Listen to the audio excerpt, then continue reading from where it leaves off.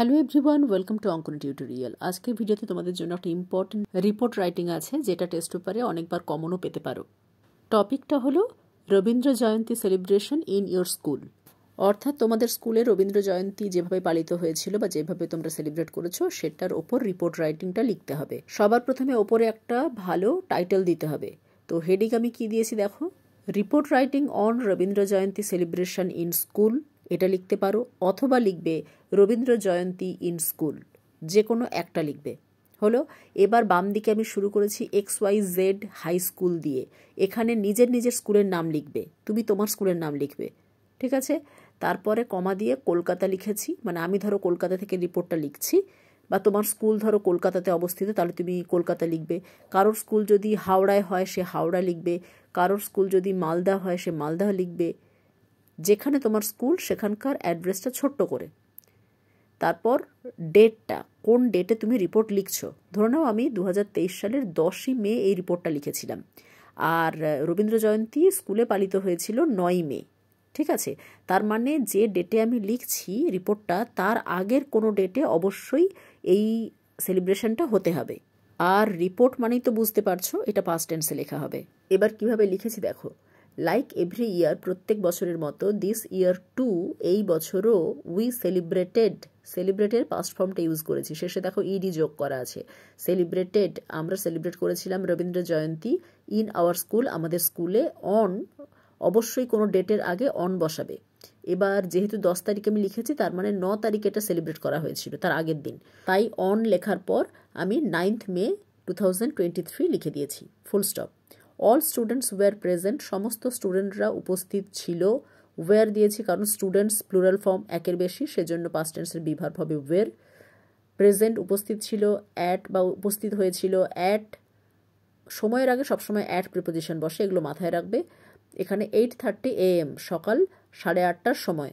Wiring মানে তারা পরে এসেছিল বা পরেছিল স্কুল ইউনিফর্মস, স্কুলের পোশাক বা স্কুলের ড্রেস যেটা uniform, full stop. At first, প্রথমত, we were lighting the diyas and candles in front of Rabindranath Tagore's photo, Rabindranath ঠাকুরের ফটোর সামনে, ইন ফ্রন্ট অফ মানে সামনে, আমরা প্রথমে কি করেছিলাম, উই ওয়ার লাইটিং মানে আমরা জ্বালছিলাম, দ্য দিয়ার্স প্রদীপগুলো, আর ক্যান্ডেলস মোমবাতিগুলো, ঠিক আছে।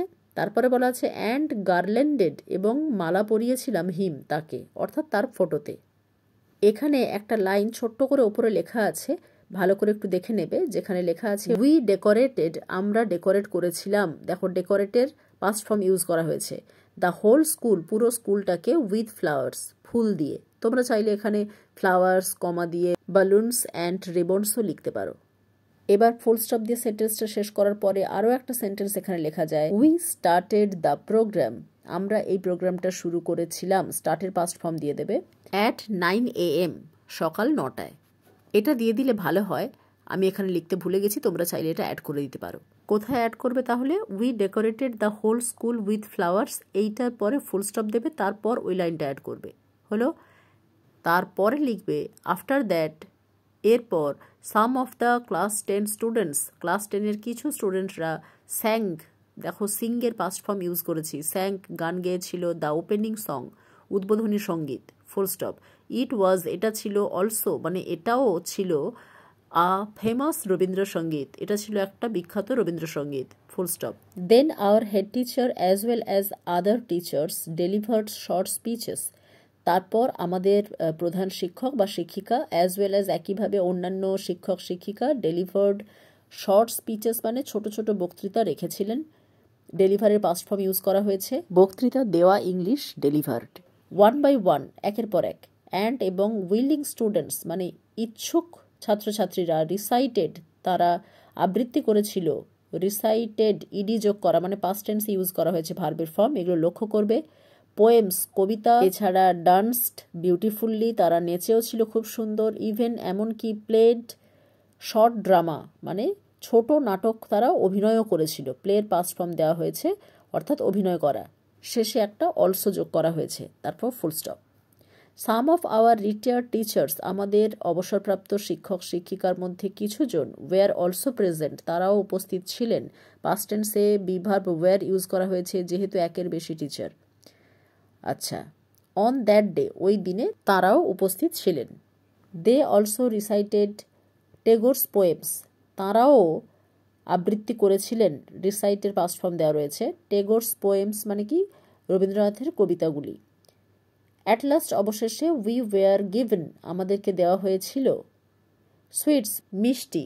অ্যান্ড, এবং দ্য সেলিব্রেশন এন্ডেড, এই পুরো সেলিব্রেশনটা শেষ হয়েছিল সাকসেসফুলি, সফলভাবে। Full stop. After the celebration, এই সেলিব্রেশনের পর, উই ফেল্ট অ্যাগেইন, আমরা পুনরায় অনুভব করেছিলাম, দ্যাট, যে, our Rabindranath Tagore is still living within our hearts, আমাদের Rabindranath Thakur is still living, এখনও পর্যন্ত উনি বাস করছেন, উইদিন মানে মধ্যে, আওয়ার হার্টস মানে আমাদের হৃদয়ের মধ্যে। হি ইজ ইমমর্টাল, তিনি হন অমর। এই শেষের দুটো লাইন প্রেজেন্ট টেন্সে লিখেছি কারণ এটা চিরসত্য, এটা একদম বাস্তব যে রবীন্দ্রনাথ ঠাকুর আমাদের মধ্যেই বেঁচে আছেন, আমাদের আবেগের মধ্যেই উনি সারা জীবন অমর হয়ে থাকবেন এবং এখনও আছেন। সব মিলিয়ে এভাবে খুব সহজ কথায়, সহজভাবে, ছোট ছোট সেন্টেন্সে আমরা রিপোর্টটা লিখতে পারি। আশা করি একটু হলেও তোমাদের বোঝা গেল। বাড়িতে লিখে লিখে প্র্যাকটিস করো। নেক্সট ভিডিওতে আবার নতুন টপিক নিয়ে দেখা হবে। Thanks for watching.